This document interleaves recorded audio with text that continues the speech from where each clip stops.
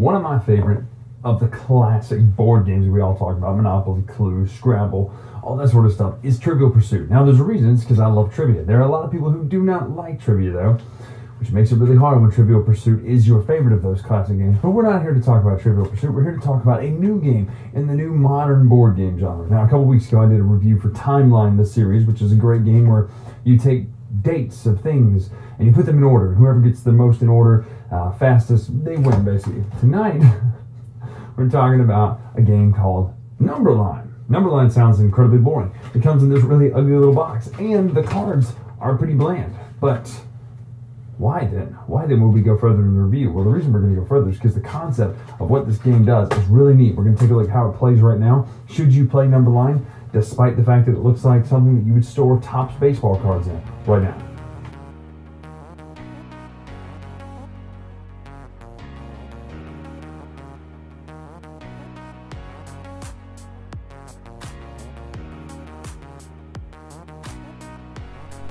Who doesn't like a little Hogwarts backdrop there, right? But here's what we have. We have these cards, which are, again, ugly as sin, but ugly as homemade sin, in fact. You know, just despicably ugly. And I'm sorry I keep saying that, but, you know, you got to call a spade sometimes. But the only reason I'm so hard on it for the way it looks is because it really doesn't matter.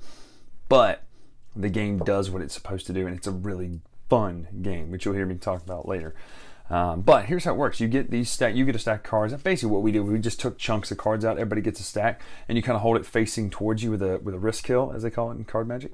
This is a risk kill. This is facing towards you. You'll ask this question: what percent of the world's billionaires are women? 10% is the answer.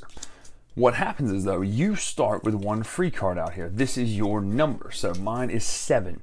This is how many different people did Elizabeth Taylor marry? 7? Oh, dear Lord, 8 marriages total. This is my baseline number. So when someone comes around now and asks me my question will be, how many years did it take the US population to go from 100 million to 200 million? And this number is staggering, by the way, to think how fast that it doubled in population. But I would have to go, did it take less than 7 years or more than 7 years? I don't have to know the exact total. Now, if I do know the exact total, there is a bonus for that. But I go, okay, well, it's obviously more than 7 years. Boom, you're correct, and you keep going. That's how it works. You don't keep going that round. It goes around, everybody gets a turn. But the first person to 10 in their number line wins the game. And that's it. That's all you do. If you miss one, you just miss it and it comes out. Now, if something is the same answer, you do get to put it on either side, which is nice. But that's it. It's trivia for people who don't like having the pressure of precise trivia. It's more about higher or lower. But there is a benefit for people who love trivia because it still lets you guess that perfectly correct answer. In miles, how long is the Appalachian Trail? 2,181 miles, Maine to Georgia. Justified, I'm pretty sure had a lot to do with that. Fantastic movie, show. Anyway, that's how you play Numberline. It's really simple. That's the game itself right there in a nutshell. So that's it. That's how you play Numberline. This box does this game no justice. This looks like something you would keep Topps baseball cards in, right? And the cards are ugly. They're horribly boring looking cards with the word Numberline on top, but they're functional. On one side, there's a question, and then there's the answer to that question. But the game works based on more estimates than anything. You don't have to be great at trivia. You don't have to love trivia. In fact, you can hate Trivial Pursuit, and still do great at this game. Carla, for instance, hates Trivial Pursuit. She's very smart, obviously, but she hates Trivial Pursuit because she liked this game and she schooled us. She beat the dog out of us, actually. We didn't even have a chance the other night. But that's the thing about it, is it's trivia for people who don't absolutely love trivia. And the way it works is, you can kind of play the odds, play the estimates. So a little bit of the wits and wagers factor there. But for instance, if your first number is like in the 4,000s and it says how many World Series have the Boston Red Sox won, well, you know it's to the left of that number. So you don't have to know the exact number of how many World Series the Red Sox have won, or how many movies has Al Pacino starred in, or how many times is the F word in Scarface. You don't have to know the exact number. You just know it's less than 4,000, or in Scarface's case, it might be more than 4,000. We're not entirely sure. Jury's still out. But that's how you play this game. Now, why do I like this game? Because it scratches a couple different itches. It scratches the itch of playing trivia. I love trivia games, and so it gives me a chance to just have these wonderful trivia moments in your mind. You know that feeling when you know the answer to a trivia question and you get it right, and you're like, ha. Don't I feel brilliant right now? Now, maybe that's just me and my egotism, but I'm just saying, it's fun, and that's what I love about trivia. This game, though, allows a much broader, wider player base because it allows for people who are like, I'm just not good at trivia, I don't really like trivia, but hold on.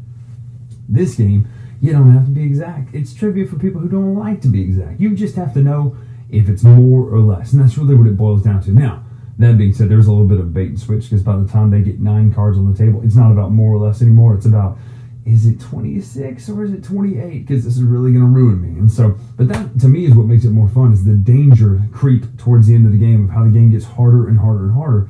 The more you play, the longer you play. So Numberline is a win for me. I really like this game. Production quality, ugh.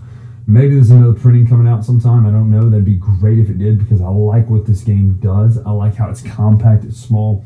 You can play this just, quickly and just throw it out on the table. It's a good filler game and good in between for game nights and things like that. So make sure to check this game out. This is Numberline. There's no, that's really bad. There's nothing about who makes it or anything like that. I'm sure it's on the rule card in here, but this is Numberline. So that tells you production quality. If you're expecting that, don't expect that, but expect a fun trivia game. So that's me for the Dice Tower here. I'm Bryan Drake with the latest retro here. Make sure to check out our other videos that we do. I'll put the link down here in the description to the other videos that we have on the Dice Tower. It's 150 or so videos by this point. Also, if you're going to be on the Dice Tower cruise, shoot me a message, because we're going to be on the Dice Tower cruise. We're going to have a good time, have a blast, and we'll see you there. Until next time, I'll see you. So much for watching the Dice Tower videos. Find more great videos and reviews, as well as our top-rated audio podcast at Dicetower.com. You can also find other great shows at DicetowerNetwork.com. I'm Eric Summerer, and you've been watching the Dice Tower. The Dice Tower is